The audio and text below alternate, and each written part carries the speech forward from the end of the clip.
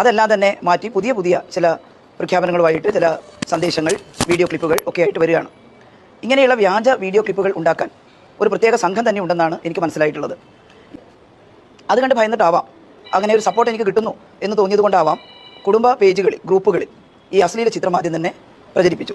മാത്രമല്ല ഒരു porn video ഉണ്ടോ എന്നതാണ്. ഇതിൽ ടീച്ചറുടെ ചിത്രം മോർഫ് ചെയ്തുകൊണ്ടുള്ള ഒരു പോൺ വീഡിയോയെ കുറിച്ച് ടീച്ചർ എന്നോട് സൂചിപ്പിക്കുന്നുണ്ട്. പക്ഷേ അങ്ങനെ ഒരു പോൺ വീഡിയോ ഇതുവരെയും ഞാനത് കണ്ടിട്ടില്ല. നമ്മളുടെ വടകരയിലെ റിപ്പോർട്ടർ സാനിയുമായി ഞാൻ സംസാരിച്ചു. സാനിയോയും അങ്ങനെ ഒരു പോൺ വീഡിയോ നിർമ്മിച്ചതായിട്ട് കണ്ടിട്ടുമില്ല. പക്ഷേ ഈ വീഡിയോ ഇതുവരെ കണ്ടതായി ആരും പറയുന്നില്ല.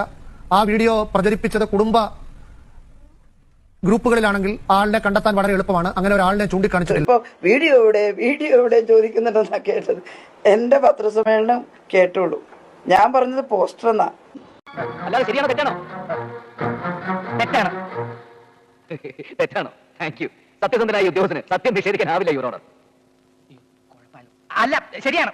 ശരിയാണ്.